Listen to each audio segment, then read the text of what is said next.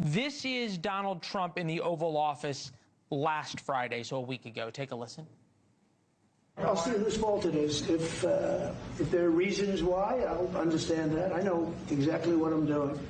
We're going to see whether or not they have a meeting. That'll be interesting to see. And if they don't, why didn't they have a meeting? Because I told them to have a meeting. But I'll know in 2 weeks what I'm going to do. Okay, so that was now a week ago. Dmitri, is there financial pressure that Trump can bring on Putin that would change his calculus to offer a third path to how this war ends from what you described?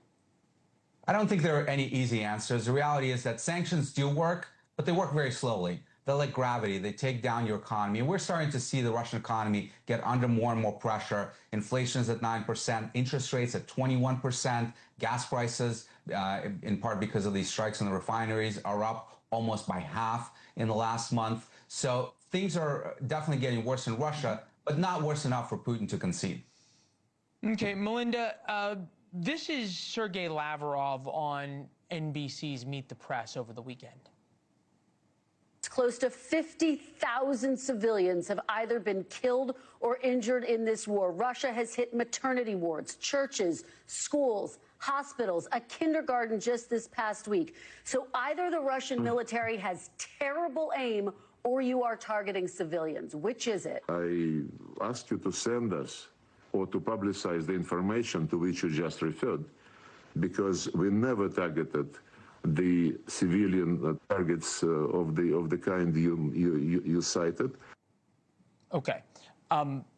Admit nothing, deny everything, make counter accusations.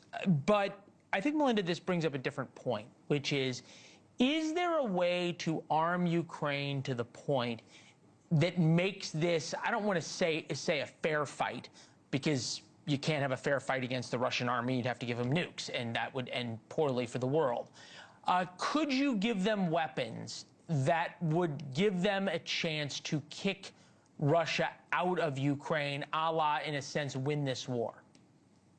Absolutely. We should have done that much sooner. We are where we are. But at this point, Leland, we need to make sure that Ukraine has enough air defense to get through the coming winter. It doesn't have enough Patriots. It doesn't have enough air defense to protect its cities and civilians in hospitals. So that would be the first place to start. But Leland, there's another problem. We saw in the last week that Pete Hegseth at the Pentagon has issued a directive earlier this year that prevents Ukraine from using U.S. weapons to strike into Russia. That's a huge prohibition, and it's like tying Ukraine's hands behind its back. So right. That would be the first place Putin knows I would that. start.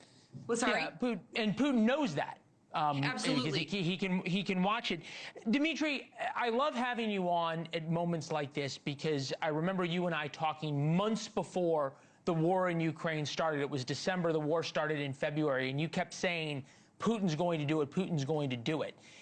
Is Putin's mentality still, I can outlast because I can just keep throwing more and more men into the meat grinder? I don't care how many Russian soldiers die. I don't care how many Ukrainian civilians die. I can outlast the world? Yeah. He thinks that, and he might be right. He's still gaining ground. In the last month, he gained 200 square miles of territory. It's not a huge amount by Ukrainian standards, because Ukraine is, of course, a huge country, but it's still substantial. They're making progress at enormous cost in lives and equipment, but they keep on going, and he thinks that the Ukrainians will collapse. The Ukrainian army is severely undermanned. They've not done the right things to mobilize the forces. As you know, Leland, 18 to 25-year-olds are not being mobilized, are not fighting in this conflict. Huge mistake on the part of the Ukrainian government, on the part of Zelensky. So he thinks he can outlast them. He's got his own issues. I don't think he can continue this war for more than 2 years. I think if the Ukrainians can last 2 years, can stabilize the front line, I think they can get into the negotiating table and make real concessions.